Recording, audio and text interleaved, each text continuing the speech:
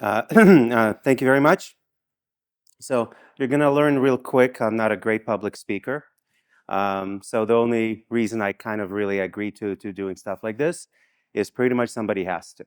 So I'm speaking to anybody here who is interested to be the part of the community that is going to be the instructor, the organizer, the teacher to make your communities be better prepared for violence. Very unfortunate part of it, but I know it says Jewish in the name, and I've been working with the Jewish community, but it goes to a lot of other communities. What I've been getting a lot lately is calls from church groups. Hey, you've been working with this for a long time. Can you help us organize and do this? So I'm very happy to help because there are other communities that are dealing with similar things, with both needing to be armed and trained to protect themselves and others and their families, combined with not having anybody they know or trust or get them to start going. So I think one of the challenges to that, especially with the refugees community, so like Jewish community, most of us are first, second, third generation refugees. We didn't learn it like most Americans. Most Americans embraced firearms from father, grandfather. There is that lineage. Well, those of us who are first, second, third generation refugees, we didn't have that. Our parents, grandparents came in here. Priority was to start working and learning English and everything else. And there are certain things of the American culture that kind of didn't happen. So now we find ourselves in a place, again, Jewish community and other communities, that we do not have that established background. And then there's also a distrust, going outside of the community, who do we trust?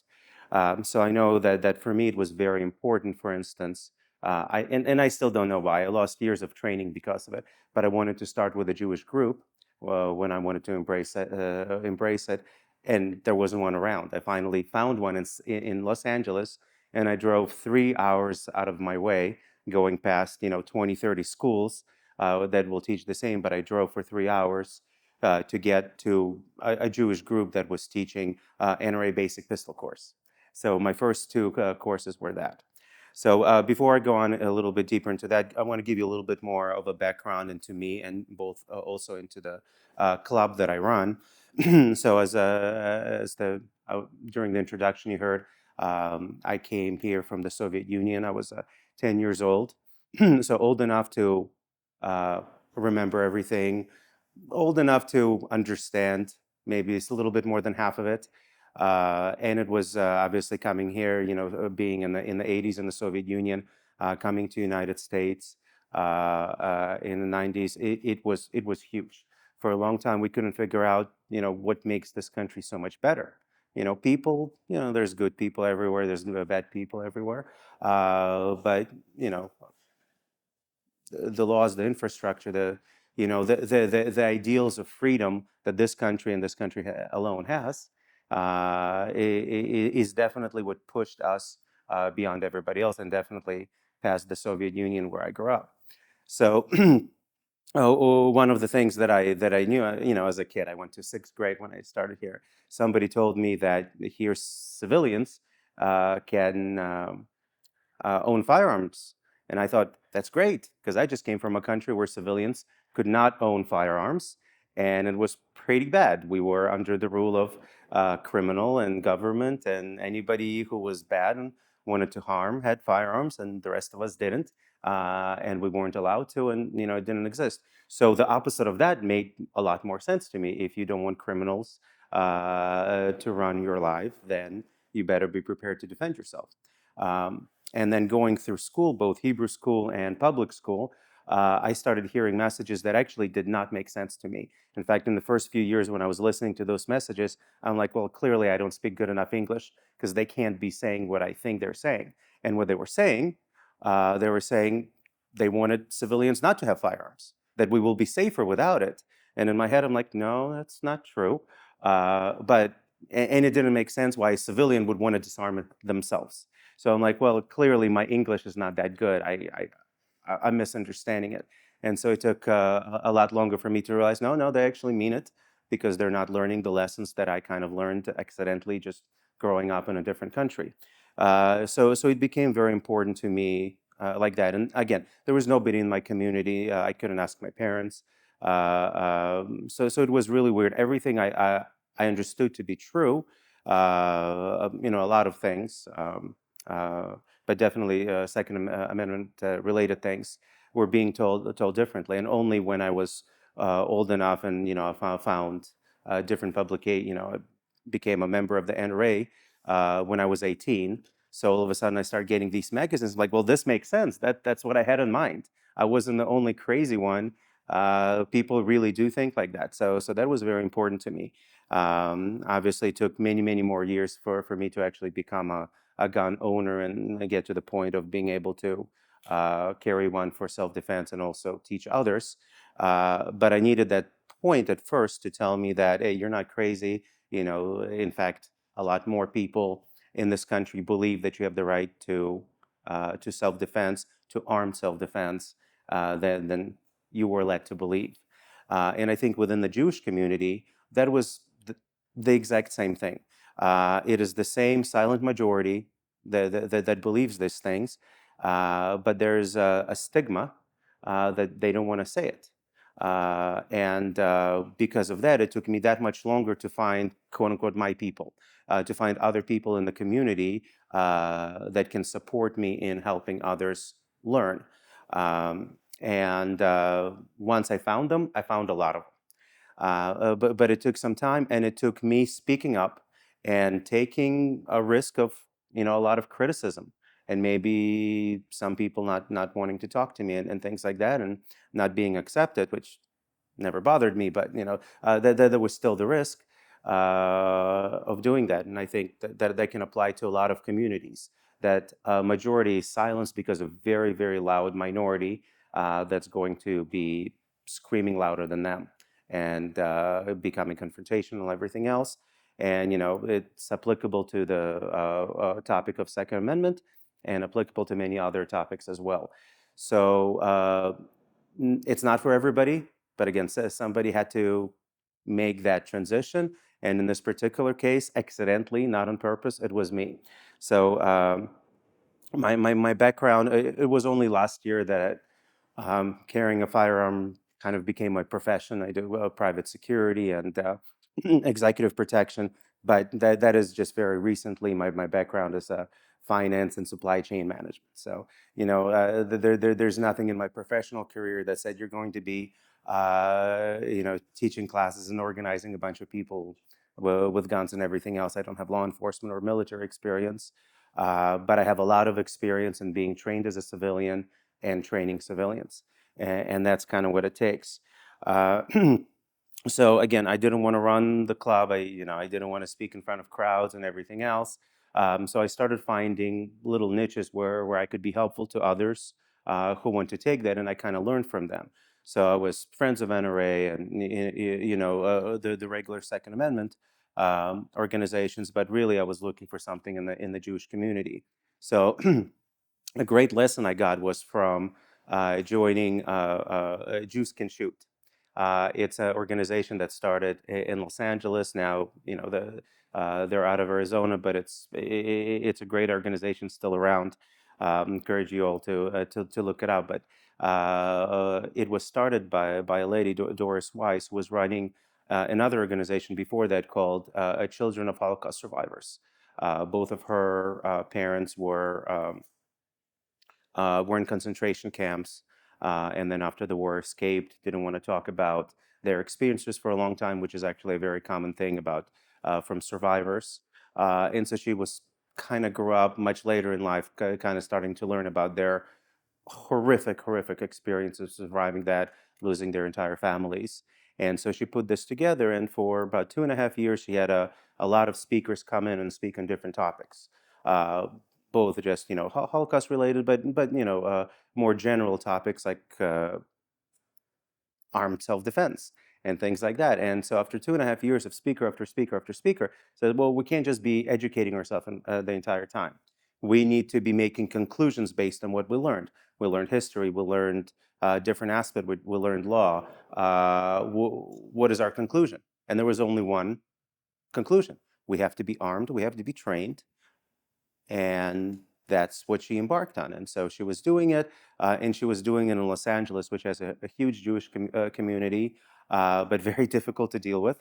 But I think so. You can't choose your people. You just have to have to work with them. And she had a lot of great success in training a lot of new people. And I kind of learned from what she did right, what she did wrong, so that when it became my turn, I avoided doing some of the wrong things that I saw. Of course, I did plenty of wrong things myself, but that's how you learn.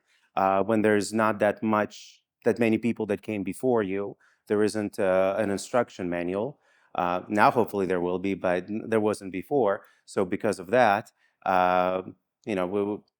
you just have to do it as long as there's that passion and being okay with criticism and being okay with doing a lot of things on your own time without getting paid. And for me, it's a mitzvah.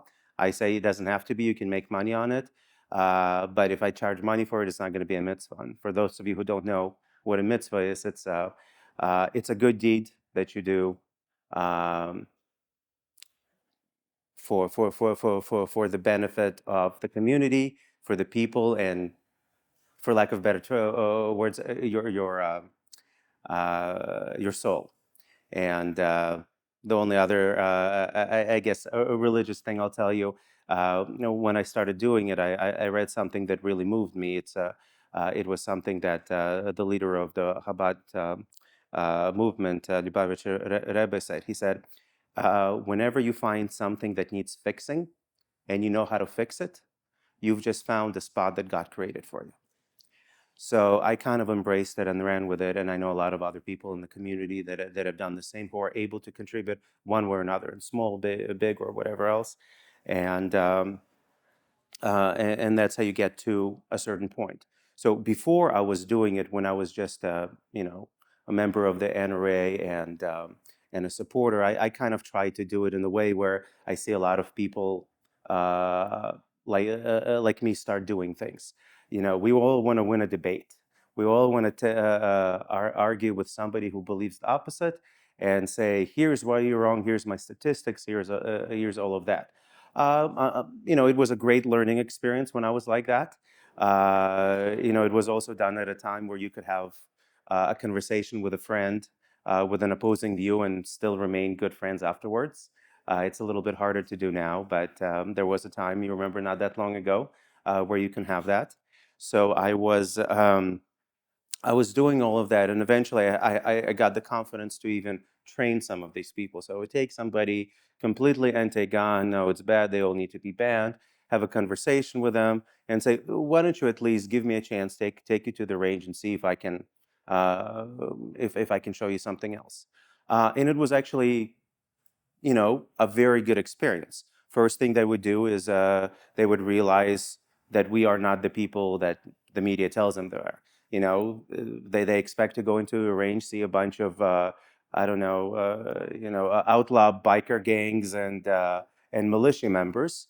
Not like there's anything wrong with it, but as you know, those of you who train regularly, that is not who you see. It is probably the most diverse place you'll ever visit is a gun range. But people actually have to be taken there to be shown this to make that realization. So, they learn safety and they learn different things and have this great experience. And then they would leave, and I'm like, wow, I changed their mind. And then they would never, ever go and have a range experience again. And I couldn't tell it. They would compliment me, they would thank me. This is what I learned. And I'm like, wow, I hit all the right points. I won the debate, yay me. And then it didn't happen. So for years, I didn't realize why none of them became, gun owners or at least supporters in one way or another after having that great experience. And a funny story, just maybe 2 years, I finally became wise enough why that doesn't work. So a friend of mine, a fellow board member, took me to this vegan place. and I had a wonderful meal. It was the village on El Cajon Bor, and I had a wonderful meal. Everything was tasty. I had a great time, and I've never gone to another vegan place again after that, nor did I start eating like that. So I'm like, oh, okay, so that is why you could have a great experience, but not really change your mind about everything else. Clearly, that's not how that goes. But after all of those experiences and interacting with the community, um,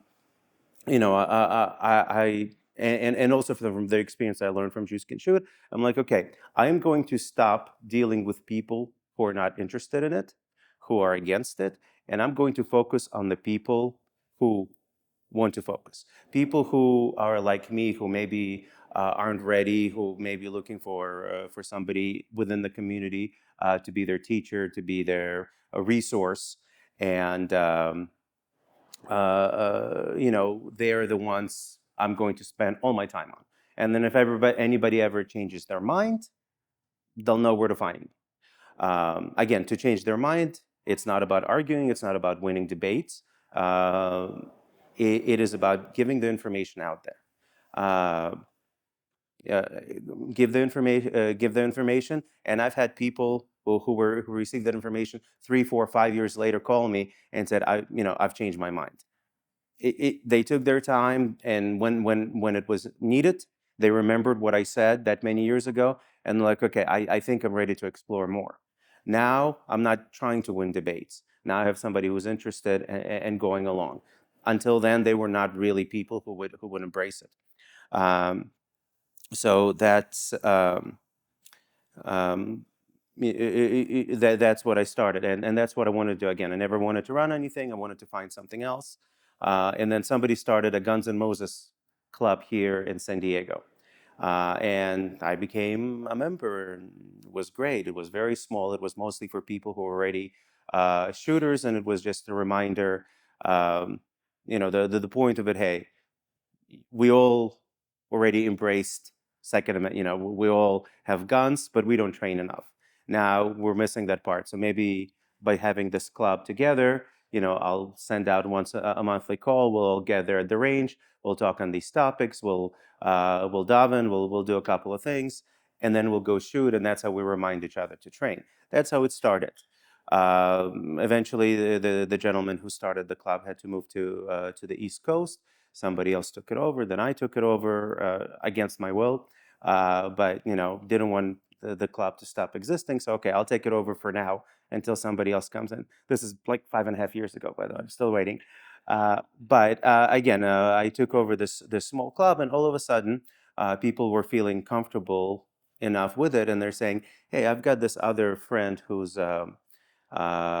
interested. They never shot a gun. Can we do something for them?"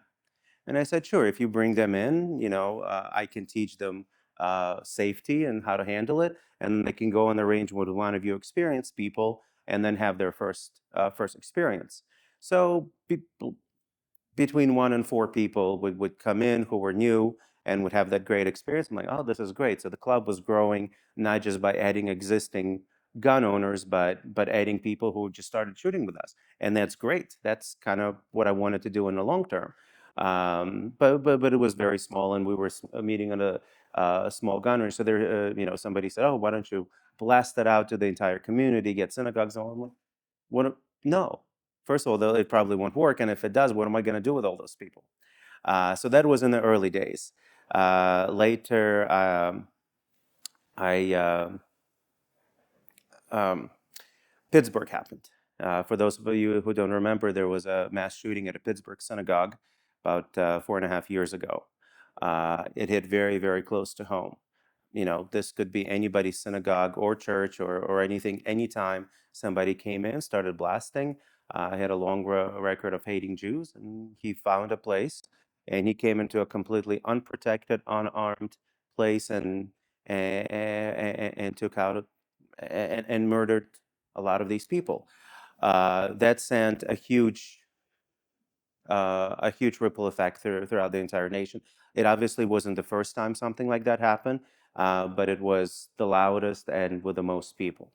A lot of politicians were trying to make it into a Second Amendment thing. We got to ban guns.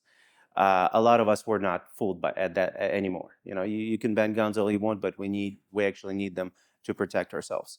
So the month after the event at Pittsburgh happened, and I had this club at this time, between 10 and 20 people, or I say 15 to 25 people at the time would come to my monthly meetings.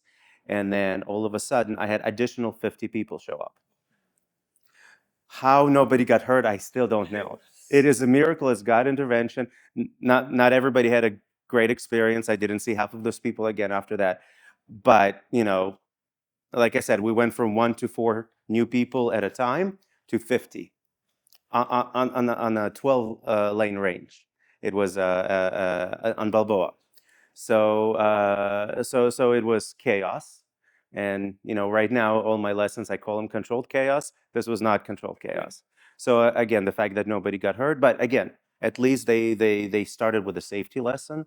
They learned the 4 rules of safety, a couple of other things. So before they ever went, on the range, they knew that. Plus, obviously, there was like 3 mentors trying to get 50 people to shoot in a 2-hour span. So everybody maybe got 3 rounds out and they were done. So it wasn't a great first experience, but it sent a huge message to me. There is interest. This is needed. This is needed bad, and you got to figure it out. So we kept going, and about 6 months later, it hit even closer to home. We had the murder in Khabarov Poway. If you remember, the couple of injuries, and then Lori Kay was murdered. Right down the street from me, and that increased the demand even more.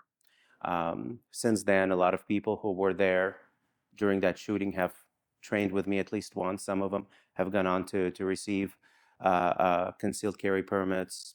Some don't want anything to do with it, but very many, at least to get through the PTSD of that, they went and they trained with Guns and Moses so they can feel the power in their own hands.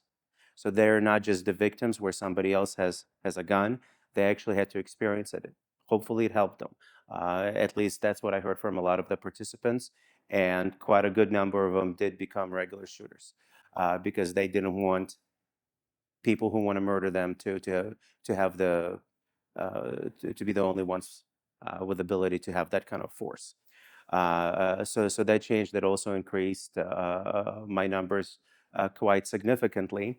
And then later we had the lockdowns. And surprisingly, more than the Pittsburgh shooting, more than the Poway shooting, it was the street violence and the anti-police thing that brought in that I had just the biggest growth. Right at the worst possible time when they were ready to close down all the ranges, where you couldn't buy ammo, where you couldn't buy guns. That's when all of a sudden I have over 100 emails within a couple of day periods, like, "Hey, we're interested in your thing," And I said, "Remember those people that talked to me 3, 4, 5 years ago? All of them started emailing me. When it came, it's like, oh, where were you like 3 years ago when you could have had ammo for 15 cents around?" So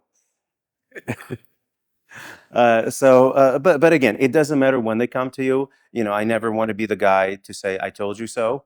I think it, but I never say it. But whenever they are ready, that's when they're ready. That's when you start with them. You can't rush it. It costs too much. It requires too much training and money and time, as all of you here know, to become a proper gun owner, and it's even more than that if you're going to be concealed carrying it for protection. So they have to be ready for that commitment. So that happened, and that's when San Diego County gun owners really came to the rescue.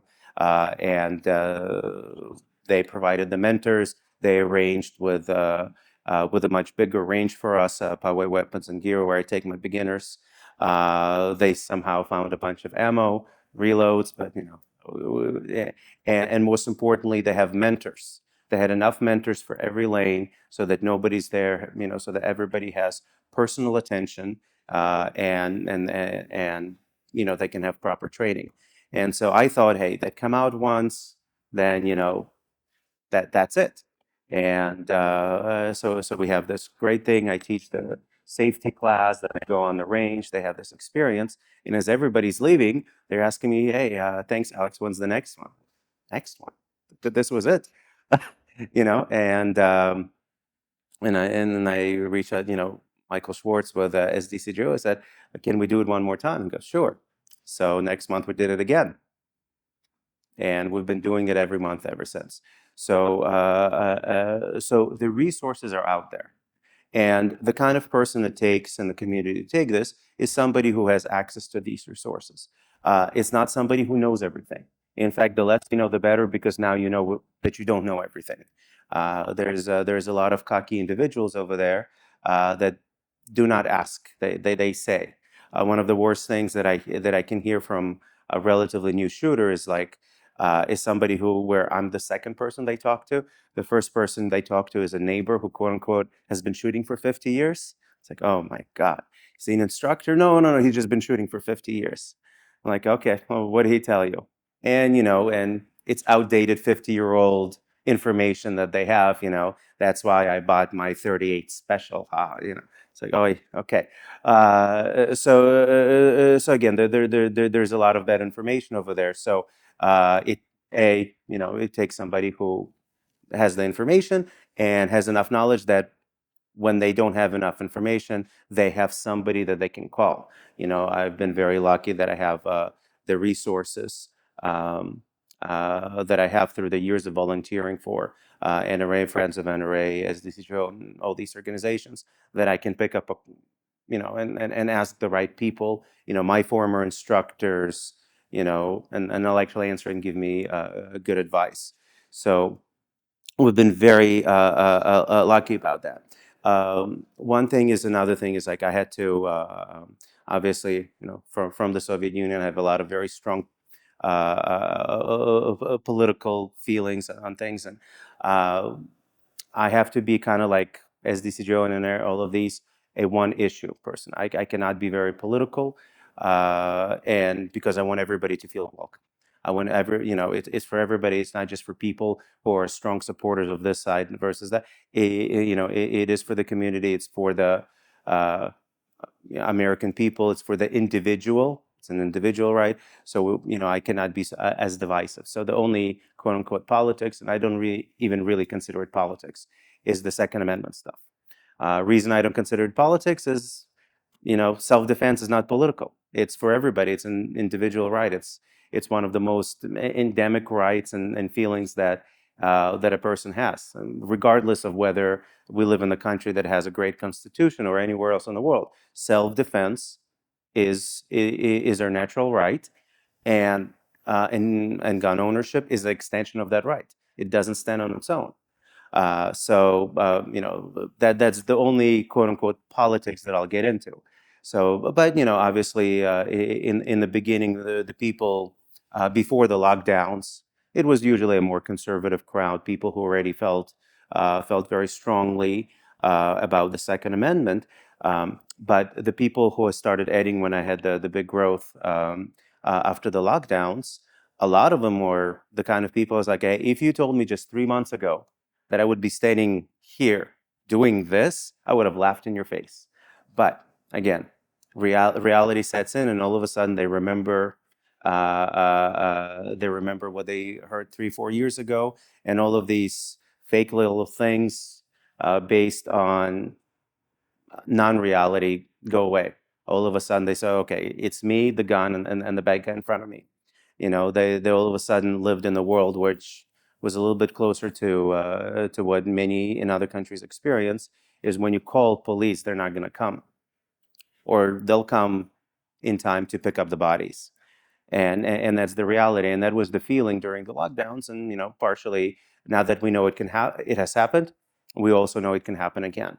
So it's much easier to talk to, and now it's a lot more politically diverse crowd. And again, the only thing that I care about is that they support the Second Amendment, that they understand it is a right, it is an extension of the right to defend yourself. And also, this is something that kind of is very important if you're going to be talking to your communities about it, is that you talk about armed self-defense, not I'm going to teach you how to shoot or I'm going to teach you guns. Obviously, that's a part of it, but that's not the entirely part of it. What's the first thing you're going to teach them? You're going to teach them how to operate it safely. Before they touch a gun, they need to know the rules of safety and everything else. So you're not teaching them guns. You're not, you're teaching them how to be safe with one, how to be effective with one. And eventually, I also need them to know that, yes, they're going to start as beginners. They're going to learn fundamentals, but eventually they need to get the skills and everything else to get to the next level, which is understanding that they have to be in a fight. That is the self-defense versus shooting. And I even ask, the beginner class, I'll say, how many here want to be competitive shooters?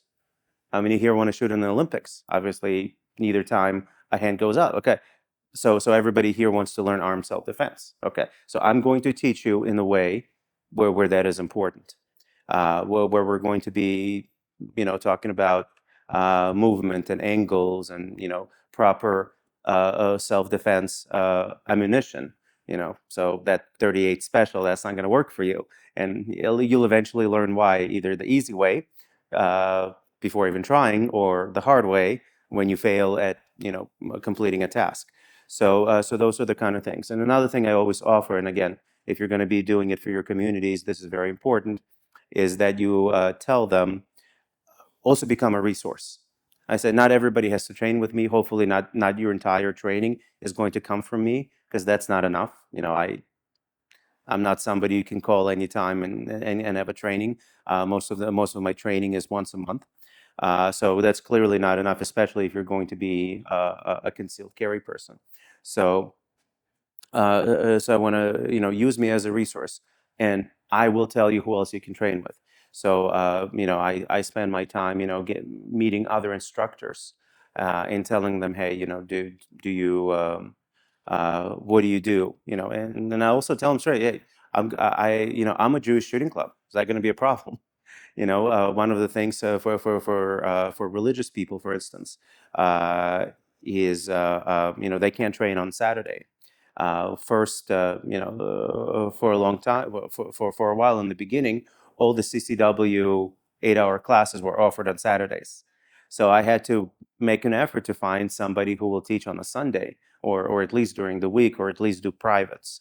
And so I found those resources, and I was able to give it to people who are not able to train on Saturday. So when you do that for your community, you kind of get through all the barriers why they couldn't do it, and that's what it usually takes. I've been talking so much. I know I need to leave some time for questions if there's any. Are there any questions so far on anything? Okay, could I get you to just hold Yeah. as you? Yes. Can you give us some information how to get in contact with your group, and a little more about how you organize the group? Okay, great questions. Afterwards, I'll give you my contact information. Anybody who wants it, I'll give you my email. And how we organize. One of the things, the second part of your question is, I actually purposely made it kind of difficult to find us and get a hold of us. Like, Google searches and everything else, you might see the name pop up in a couple of things, but you will not find when we train, where we train, when we gather. That kind of goes back to the beginning, where there were less people with CCWs, and we were just concerned with safety. It's like, I don't know who's going to come in. I don't know what their intentions are, and I want to make sure that I'm reaching out the right people who are coming, are the right people coming for the right reason. Okay, I don't need hecklers. I don't need people who will do us harm.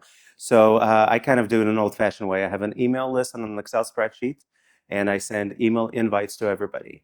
And again, something with my community and many others, not everybody wants there to be people who know that they participate. I say, hey, with me, take my picture, post it. I don't care. I do want everybody to know that I do this, so they know who to call. They know stuff about me, but that's not for everybody. Business owners are concerned about their thing. Parents are concerned about their children.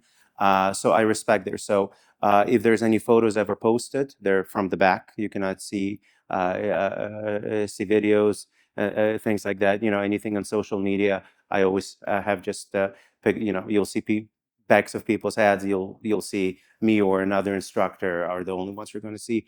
Or if you do see somebody, they've explicitly told me, my image, you can use it. I don't care. So we make sure of that. So that's why, if you're not on that email list, you will not know where it is.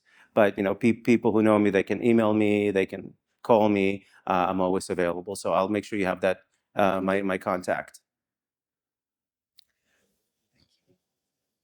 Thank you. Yeah. Actually, not a question per se, an observation. You talked a lot about how it was hard to pull a community of Jewish shooters together. It's funny how things work in different places. I spent a long time in Brazil, and that's the only community that you could reliably, a gun owner. It's I just thought that it was surprised me to find out, it was hard. Yeah. From my perspective, that's about the first place you go looking. So that's very interesting you mention it, because within our entirety of the Jewish community, we've got different refugee groups, and I've gotten very aware of different backgrounds. So like I said, I'm a Soviet immigrant, and we embrace it big time. Even those who don't actually do it are very supportive, very for it. I deal with a lot. Then we have Israeli Jews, a lot of Mexican Jews, South African Jews, and they all have different approaches. I do also have a lot of Mexican Jews that participate, a lot of South African Jews that participate once, and they think they know everything. And half of them actually do, because they have other experience. But so even I unfortunately don't have anybody from the Brazilian community, but I hope to meet some. I actually have non-Jewish mentors from Brazil that are very good to our community, and they come in and help out when they can. So I'll ask them if they had any experience. Sao Paulo.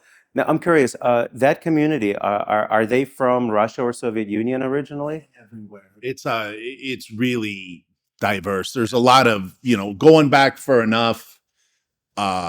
It's a real mixed bag. Mm-hmm. A lot of Middle Eastern Jews. Okay, so Not as many ones that European Jews. More. Oh, I see. More Europe, more Yeah. Middle Eastern. That's good. Not just from Israel, but the whole region. Yeah, and it's interesting with Israeli Jews for a long time, until much more recently, none of them wanted to embrace it. And here's the words that I would hear from them: that I already did my military service. After the military service, I don't really want to continue to be to be the gun guy. Okay. Now they're definitely changed their minds. If not before, but definitely since October 7th. I'm getting a lot from the Israeli community in panic. In fact, you all know what happened on October 7th in Israel. 7th, 8th, and 9th, my phone, probably during those days, I've gotten more phone calls than I did in my entire life. I've never been that popular, unfortunately. It was a state of panic.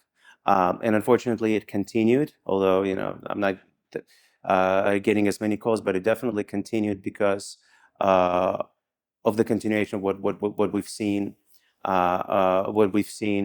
in throughout the world, including many major cities here, United States. A tragedy happened to us, and a bunch of people went into the streets and said, "Good." And we are feeling it right now. And I really don't want to add this on the sad note, but tomorrow I'm going to a funeral for somebody who was murdered 2 days ago. An Orthodox Jewish dentist in El Cajon. Some of you have probably heard about it.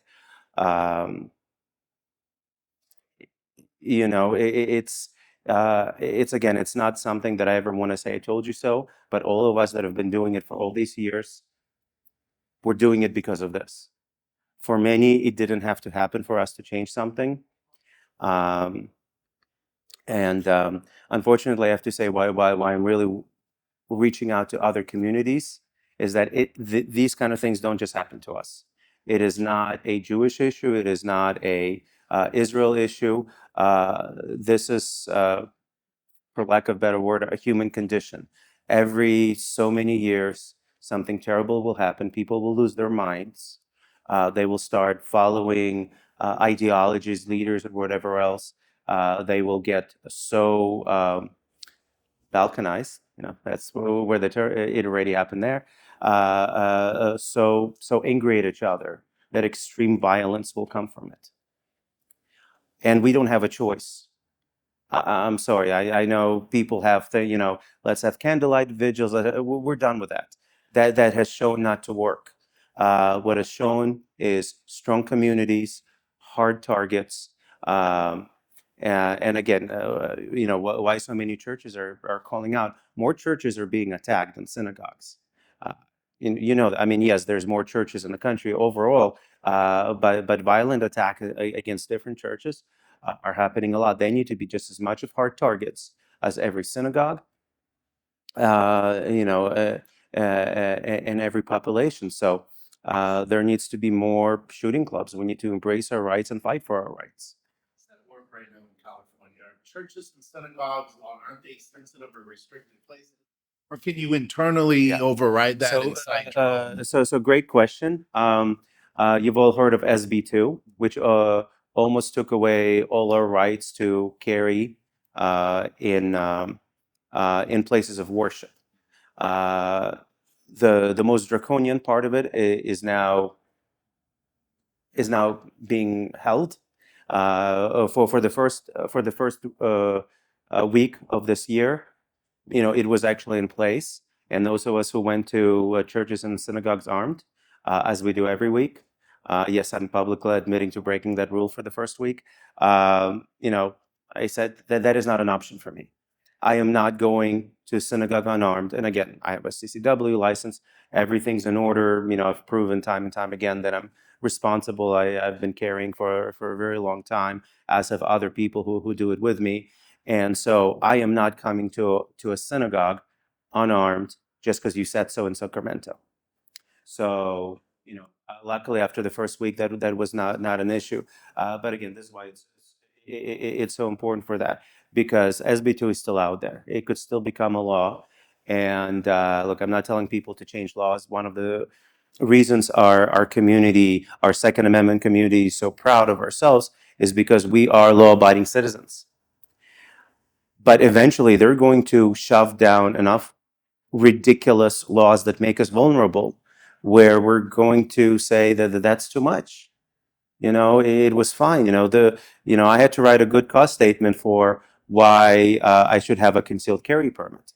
That good cause statement said is because I attend synagogue and I attend a lot of Jewish events that have a higher than average likely, compared to other non-Jewish events. And that puts me in a higher risk than an average population to a violent, to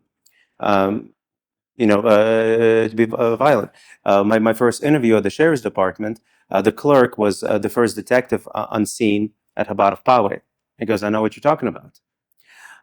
And so San Diego County Sheriff determined that it is correct. Being Jewish and going to synagogues and going to Jewish events does you do have that higher risk. And I got that CCW. Now Sacramento is saying, nah, this is where we're going to restrict it. Where can I carry? I don't know. When you walk your dog? Oh, okay, I carry then too. But, it is really the churches and synagogues, all the place of worship, where we're really needed. So those of us that already have the CCW should be allowed to. And so they said, well, if they put a huge sign on the door that says that they're allowed, then it's fine. It's like, no way am I asking the rabbi to put that sign on. Okay, for the same reason, I wouldn't wear a big yellow star to walk around on the streets just because you told me to. Because all that does is give people harassment. It doesn't make anybody safer. People with guns make it safer, but the signs do not. So yeah, on the legal side, that is, you know, that is a huge burden. And the fact that so many people right now are not able to carry, there's a 16 months wait, and just for your first interview or meeting at the sheriff's department, those are all the spokes in the in the wheel that they're putting to make us less safe, not more safe. So so keep fighting the Second Amendment fight. It's for everybody. It's for all of our communities. Last question. What is the reaction that you have seen from the youth, the Jewish students in colleges?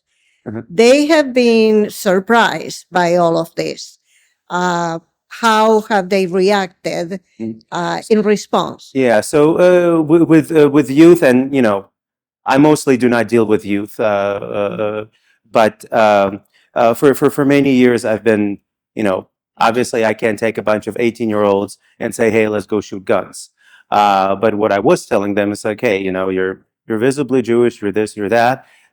Let's go take self-defense class. I took Krav Maga for many years. Said, just down the street from where you go to college, there's a great Krav Maga instructor. It's not that expensive. Why don't you do it? For many years, like they're like, oh yeah, it's a good idea, and then nobody would show up. We finally did arrange some of the self-defense on campus. Just before the lockdowns kind of ended that, and they the youth, they're very scared. They need something, but the resources that they're getting are not the kind that they're keeping them very safe on campus. They cannot carry weapons on campus, and they're way outnumbered. There's very little that I can do as the gun guy. And even as a self-defense guy, there's very little I can do for them. I think policies need to be in place by the universities so that people who do bad things are arrested, and that's going to calm down. Well, Yeah. but at that time, you're giving someone else again control over your safety. Yeah. So they keep being like sheep that go wherever they are forced to go. 100%. And those are great questions, but again, that is not the question for the gun guy to solve. And we can talk a little bit more about that, about different programs, about organizations that are doing a little bit more on that front. I'm just not the guy to do it. All right. If there's any questions I didn't, please see me. I'll stick around and also give my contact information to anybody who needs it. All right, let's give a big round of applause to Alex. Thank you so much.